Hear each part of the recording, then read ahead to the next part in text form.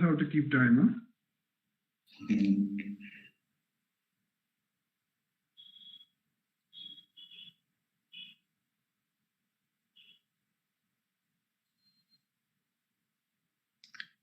ध्यायेत् शारदचन्द्रसुन्दरमुखम् ताम्रारविन्देक्षणम् भक्ताभीष्टवराभयप्रदकरम् कौपीनमात्रोज्ज्वलम् स्वात्मानन्दरसानुभूतिविवशम्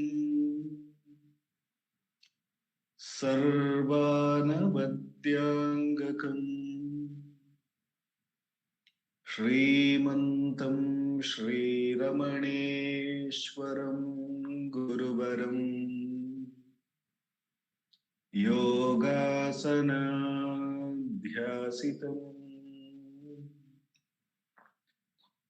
ध्यायेत् श्रीरमणेश्वरम् ध्यायेत् श्रीरमणेश्वरम् ध्यायेत् श्रीरमणेश्वरम्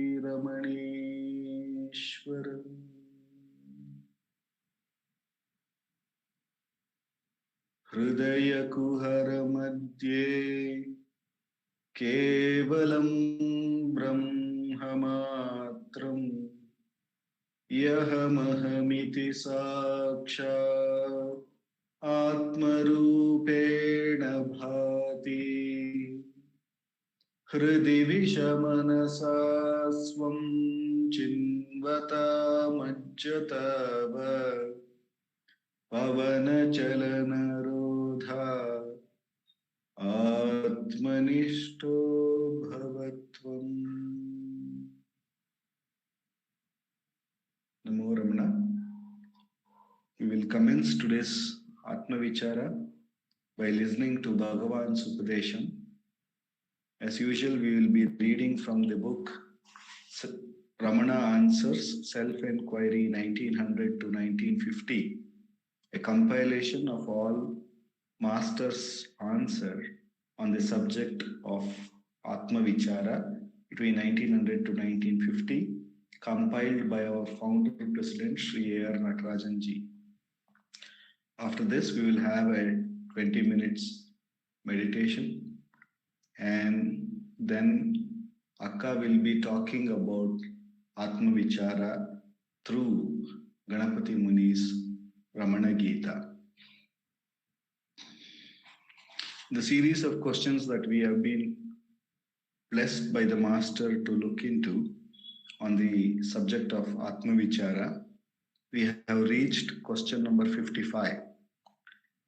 The devotee asks the Master, mental activity during meditation does not seem to converge at a point as it should on the object of meditation, and it does not stay there but gets diverted into numerous thought channels. Why is it so?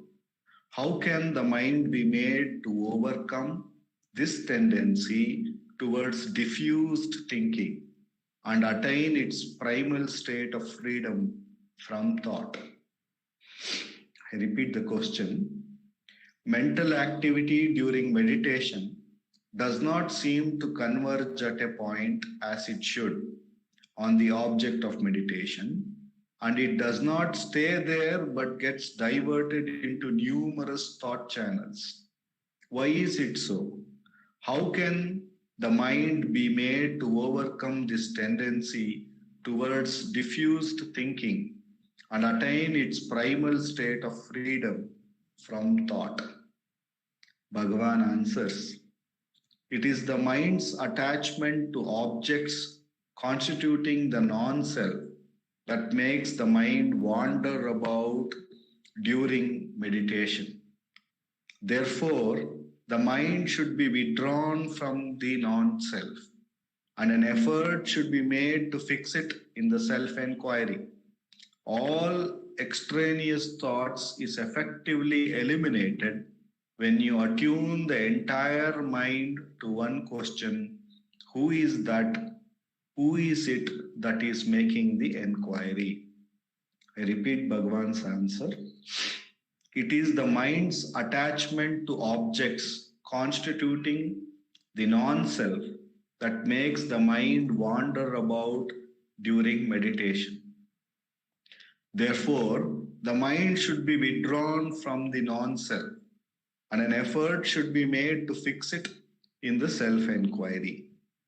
All extraneous thoughts is effectively eliminated when you attune the entire mind to the one question: who is that is making the enquiry? Who is it that is making the enquiry?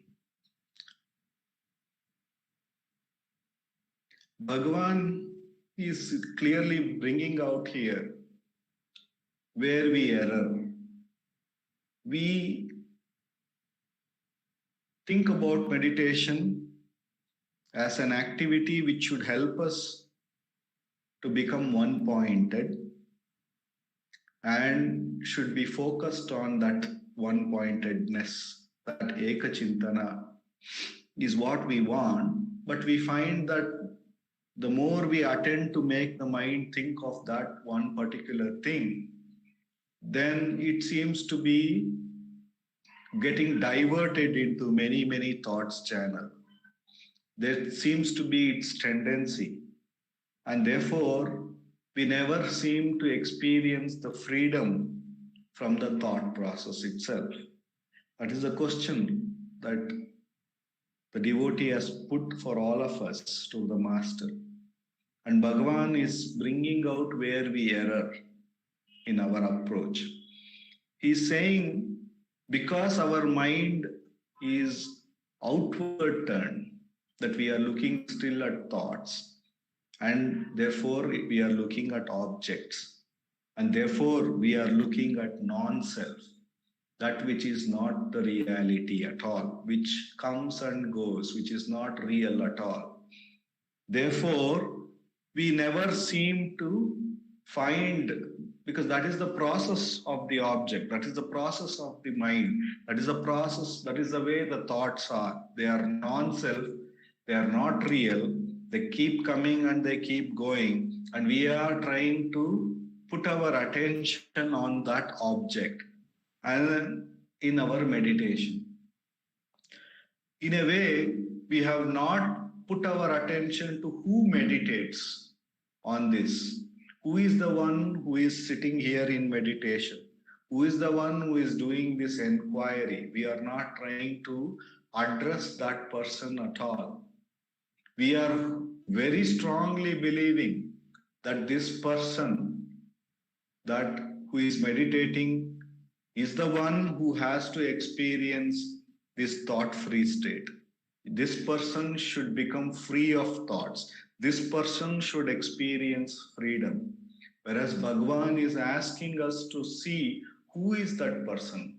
What is the reality of that person? Is he real?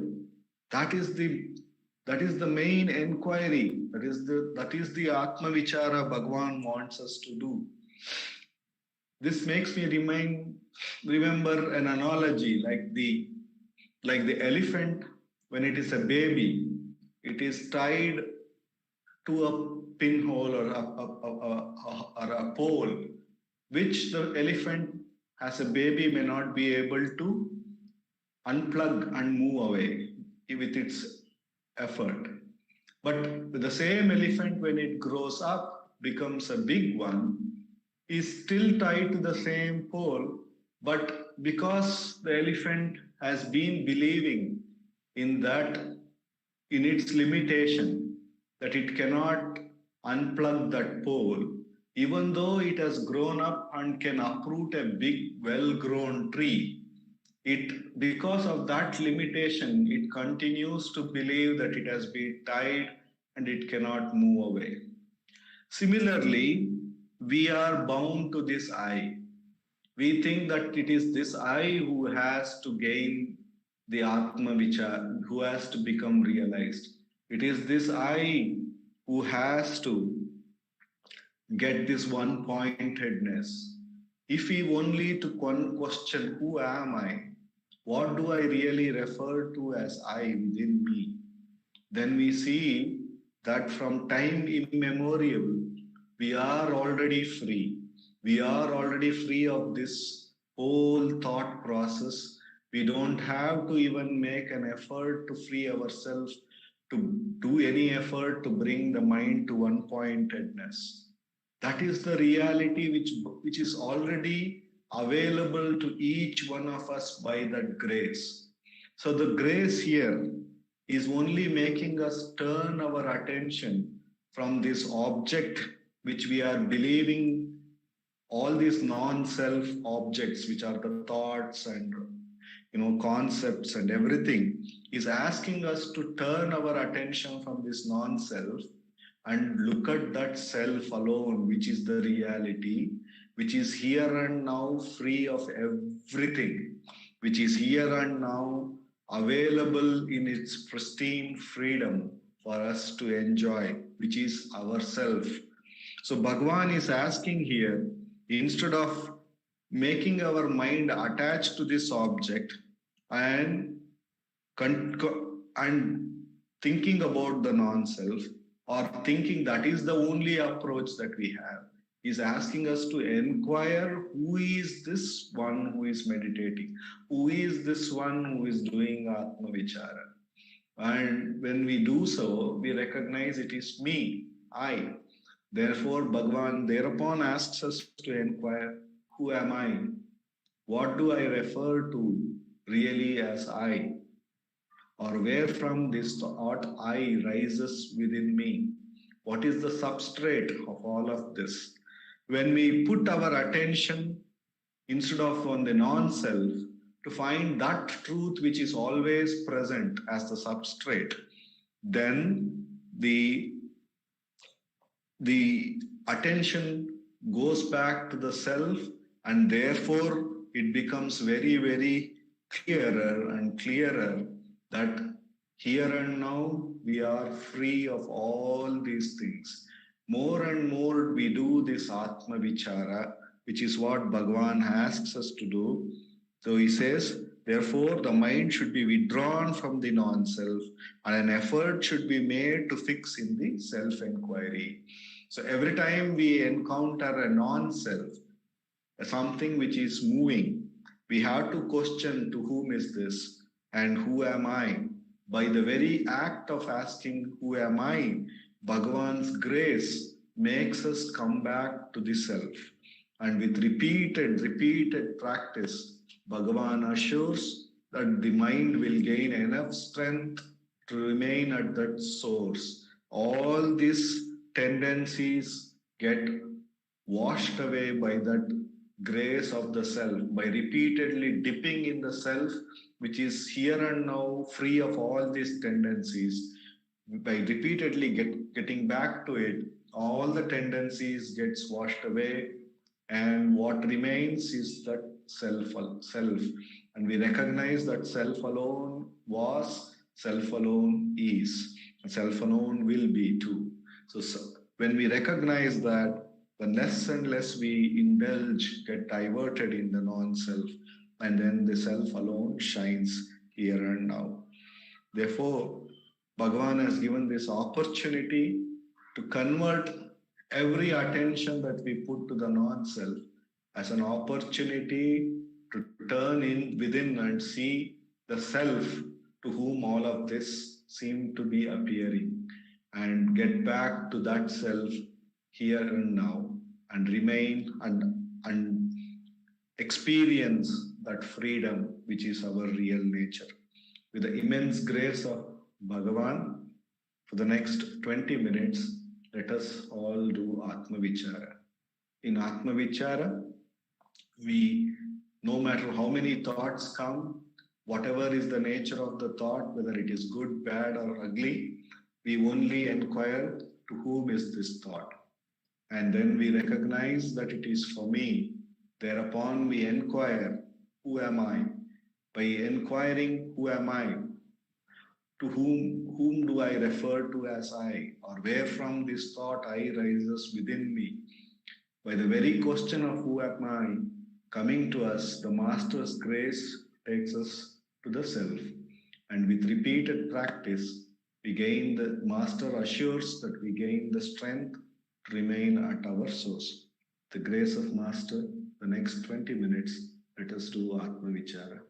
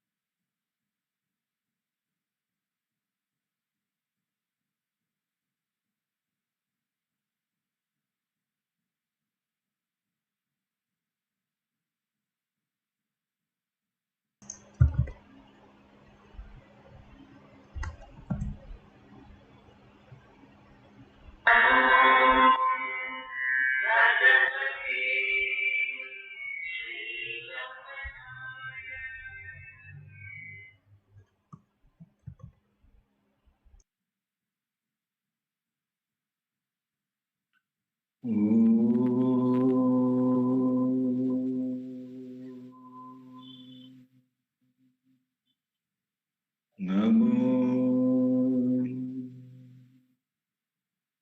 Bhagavate Shri Ramanaya.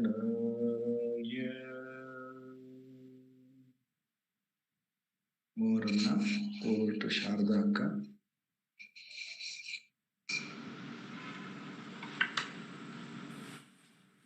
Namo Ramana. Prostration to Ramana. Shining is the self in all beings.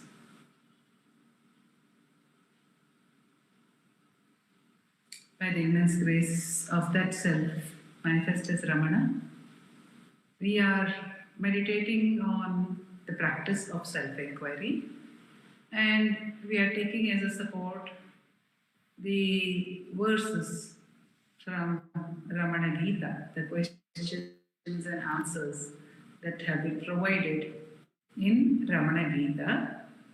We saw that at the very beginning, the Muni has declared that this is Bhagavan Ramana is Kartikeya in human form, has prostrated to him, has recorded the date of those particular set of questions, and he has requested that Bhagavan should give conclusive answers. Nirnayaptaye, he says, Nirnayaptaye, you have to give me conclusive answers.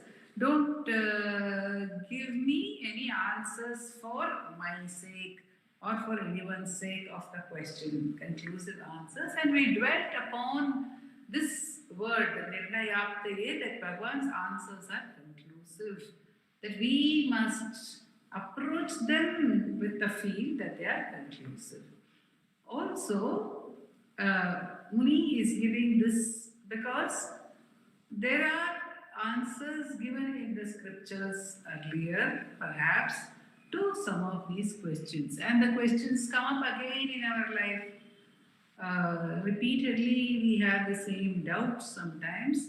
And what Muni is suggesting here is that Bhagavan should have the full freedom to change his own answers, because in a way, the scriptures are all what Bhagavan has said. The Vedas are Bhagavan's words. The Gita is Bhagavan's words. So everything that has come earlier is the word of or the Nirnaya of Bhagavan himself. But Muni is saying here, is indicating here that Bhagavan can in a way change his answers, change his conclusions. It is like somebody writes a will and they will say, this is my last will and testament, because there could be earlier wills and there will be changes. So Bhagavan may change his own answer according to the need of the times, is also perhaps an indication when the Muni says, Nirnayaptaye, you give me conclusive answers. And it also means, as we said, we dwelt upon the point that we can go to this text to get Bhagavan's conclusive answers on the subjects which have been dwelt upon over here. This being said, the Muni then goes on to ask the questions, because it means also that Bhagavan, whatever you say, I am going to take it as conclusive, as the final authority on these doubts, which means I won't have the same doubts again. Once Bhagavan has said something, the same question should not arise in my mind. another doubt in another area. But this particular doubt should not arise in my mind again once I have heard an answer from Bhagavan. That is the indication to the seeker. Now, what are the questions which Muni is putting? Muni himself is the questioner in the first chapter. There are other questioners. In every chapter, there are different questioners. So, this chapter, the first chapter, Upasana Pradhanya Nirupanam. The title of the chapter is the importance of practice. And Muni puts 6 questions to Bhagavan. 6 questions. And he puts all the questions before he getting answers from Bhagavan. Why does he do that? Why does he not ask one question after another? That is the usual way. You would ask a question, get Bhagavan's answer, then ask another question. So there are different ways of questioning. This is what the Muni is pointing out also or indicating over here. There are some great people who follow this method of question answer. They would request the devotee to put all the questions at once. Why so? Because there may be just one answer to all the 6 questions. By putting all the 6 questions together, Muni is allowing Bhagavan to answer, just give one single answer which may include all the 6, or to answer each one independently, or to answer a few and not answer a few. All this, the Guru is at liberty to do when we have placed all our doubts before him. It is the Guru has the freedom to deal with the doubts as he pleases. So, the surrender is what Muni indicates over here by giving all the 6 questions, because it is not as if they are one series of related questions. Some are related, some are slightly different from each other also. But he has put them as a series of 6 questions. So let us look at what are the questions that he is starting with. The first question which the Muni asks of Bhagavan is Satya Satya Vivekena Muchyate Kevalena Kim. Satya Satya Viveka. Now, this is a traditional practice. The practice between, the discrimination between real and unreal. Viveka means discrimination. Satya, Satya, Viveka. Satya, Asatya, Viveka. Muchyate. Will it release? Will it free us? Kevalena kim.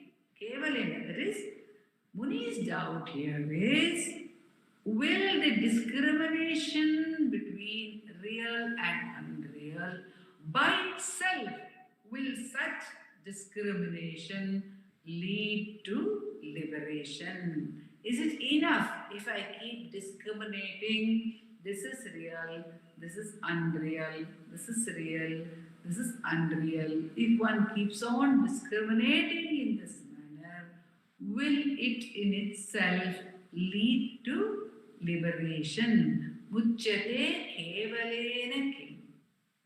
Utaho, otherwise, bandhahanaya, for the destruction of bondage. Vidyate sadhanantaram, is there any other sadhana to be done for attaining the end of bondage? So, is there any other sadhana? Is it enough to have discrimination between real and unreal? Or is any other sadhana to be done? Because probably the starting point in our sadhana is the recognition of something being unreal. All this doesn't seem to be real. All this is dream-like. All this is a dream. This world is a mere dream. All my experiences are a mere dream, which means they are asatya. The body is not the truth.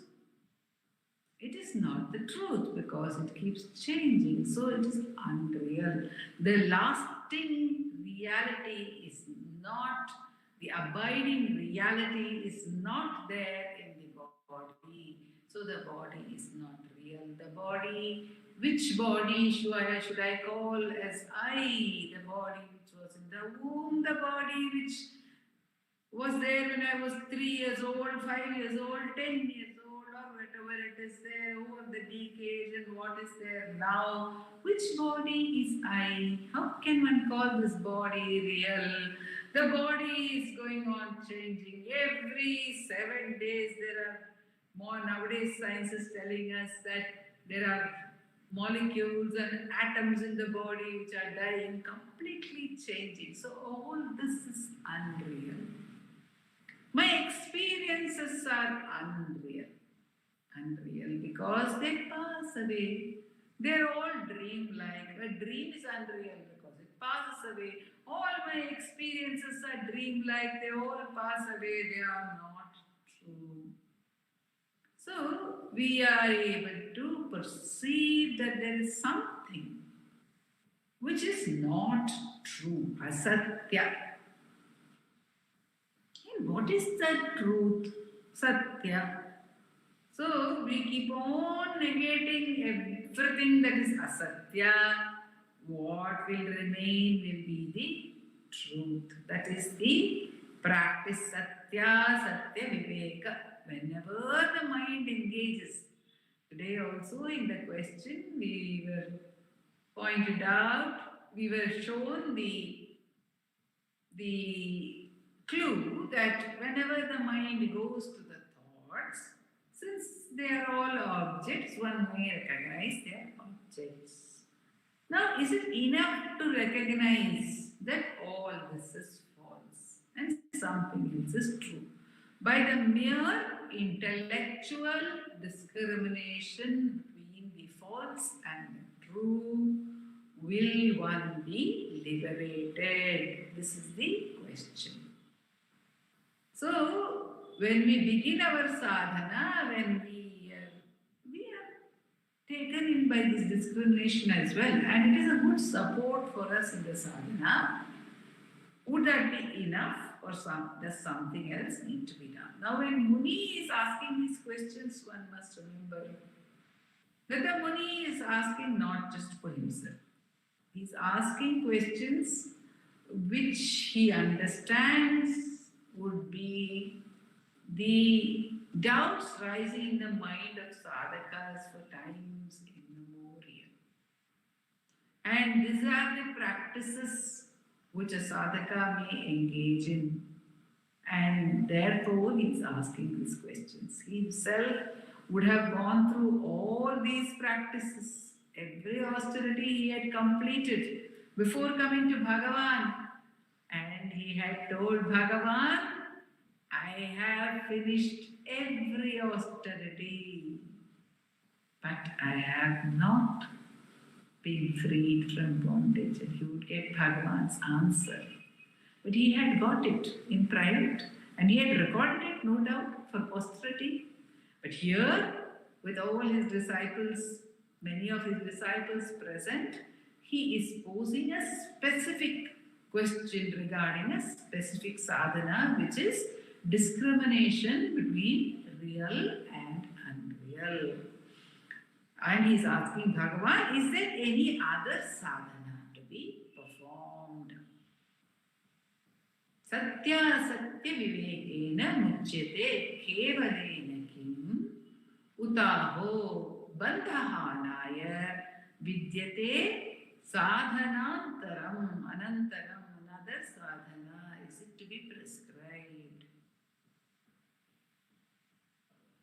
Then the second question which the Muni puts is, Kimalam Shastra Charchaiva Jigyasuna Vimuktaye. Kimalam Shastra Charchaiva Jigyasuna Vimuktaye Yatha Guru Padesham Kim Upasanam Apekshate. He says, if one studies the scriptures and one discusses the scriptures, will the jignasu get liberation? Or should one practice in accordance with the Guru's instruction? Kimalam Shastra Charchaiva, by the discussion about the Shastra. Jignasu, the one, the seeker of truth, Vimuktaye Jignasuna, Vimuktaye, will he be freed? Or Yatha Guru Padesham Kim Upasanam, should he practice in accordance with Guru's Upadesha? This also shows the importance of the Guru and the Guru's Upadesha and practice. There are three things which the Muni is indicating over here. He says, is discussion enough? It may be even about the Shastra. The Shastra could be Ramana Shastra as well. We could be discussing about Bhagavan's works. Is that enough? Or is it important to practice the Upadesha of the Guru? This is the second question which the Muni is putting, because these are in a way leading questions. Will Bhagavan say that it's enough to study the scriptures, or is he going to point out a practice, the importance of practice? The third question, which is also something which every seeker of truth is worried about. Because how will I know when I get there? Okay, will all this help me to get there? And I want to get somewhere, right? So I want to get, as Dileep was saying, I want to reach that goal. It is this I who wants to reach that goal. So this I wanting to reach that goal is constantly wanting to know whether there are some milestones. Have I crossed some milestones? Am I close to the goal post? Am I close to the finish line? Is it still far away? Or have I already crossed it by any chance? And I don't even know that I have crossed it? Am I already in a state of steady wisdom and I don't even know? How will I know?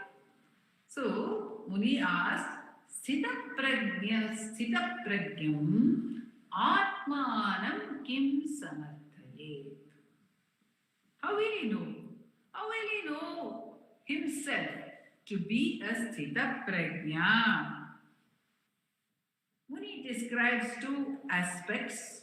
Sthita prajnam atmanam kim samarthayet. How will he know himself to be a Sthita prajna?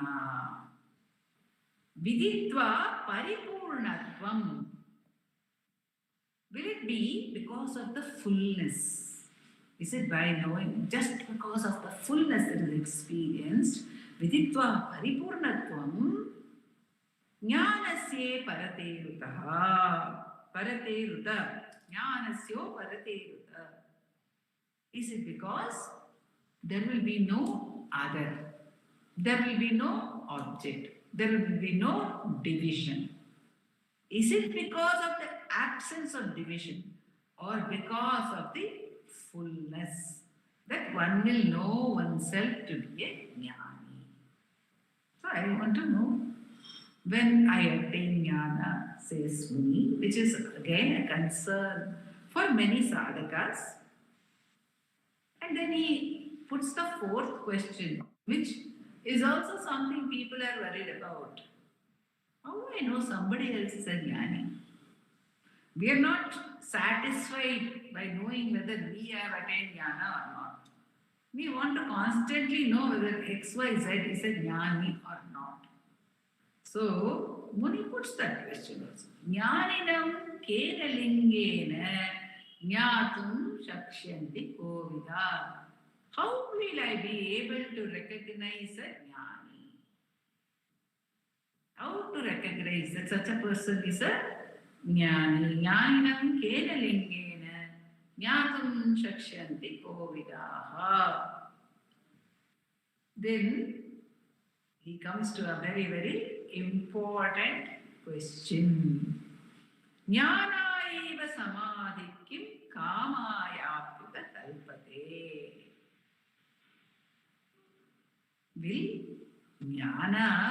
Will samadhi lead only to jnana, or will it fulfill desires also? Maybe appear to be a strange question that Muni is asking.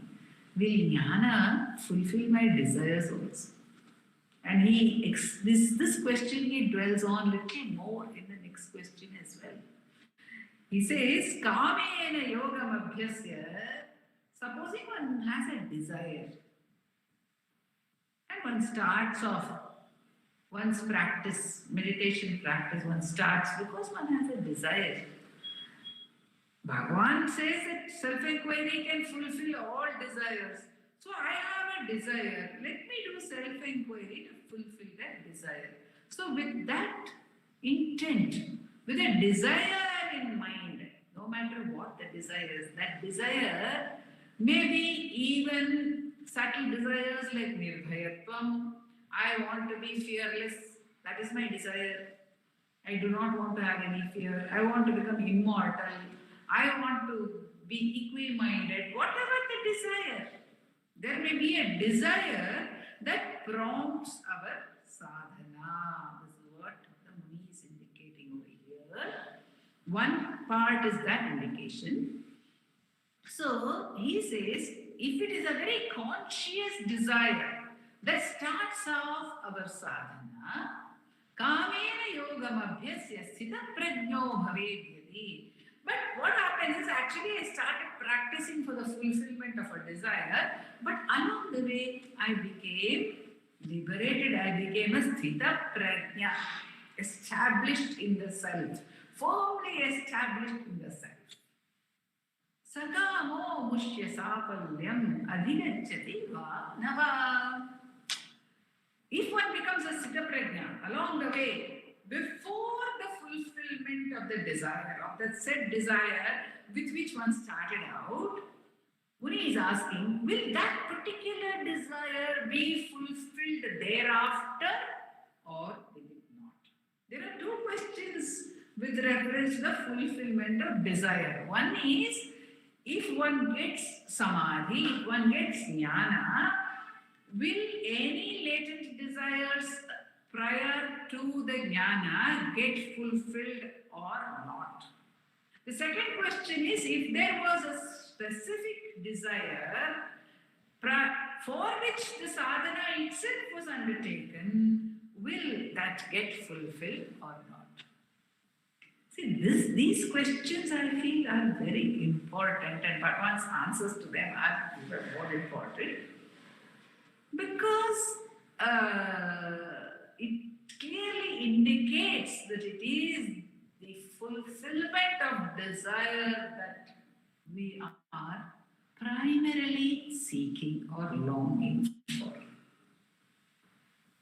And if jnana will not give me the fulfillment of these desires, is it worthwhile postponing the jnana itself until my desires are fulfilled? My mother used to sweetly say, Bhagavan says, go towards jnana. He and I are having a tug of war. He wants to push my mind in. And I am saying, wait, Bhagavan, after all these things are done, after my desires are fulfilled, the desire of finishing certain jobs in the Ramananjali music, after that is done, you give me my jnana. I keep telling him that, and he keeps pushing my mind in. She used to sweetly say, this is there. And I used to laughingly refer her to this question and Bhagavan's answer. We will, of course, dwell upon Bhagavan's answer in the next session. But it is interesting for us, these questions themselves are questions which we can dwell upon and see how important are these questions to us. Are we here for the sake of fulfillment of any desire? Do we want those desires to be fulfilled? In the class yesterday, I think, or another satsang maybe, Nanda Kumarji was dwelling on the verse Nakarmana, Tyagena Eke, only by giving up all desires, only by Tyaga Amritatva Manashu. Tyagena Eke, that is the Vedic statement, that is the Upanishadic statement, that only by renunciation, only by giving up of all desires, only by giving up of all thoughts, only by giving up of all objects, can the truth be attained? But a Muni is asking a different question here. He is saying, forget about renouncing all thoughts.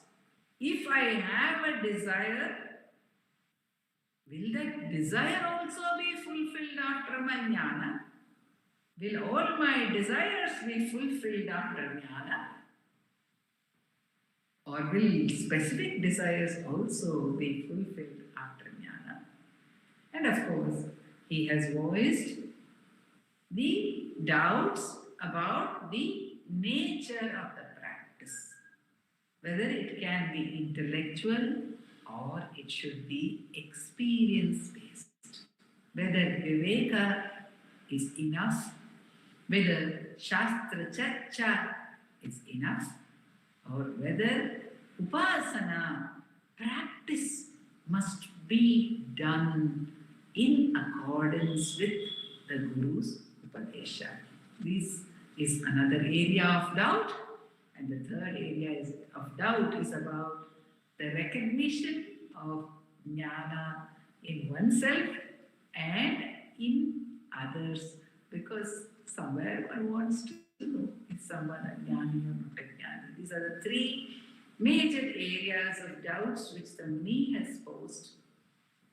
And the doubts themselves give us a lot of clarity as to the directions in which our mind moves in our sadhana, and further clarity, of course, will come from Bhagavan's conclusive answers to these questions. Om Namo Bhagavate Sri Ramana.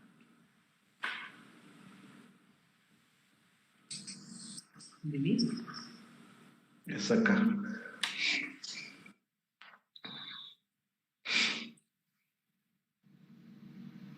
Aparasachit Sukavarirashe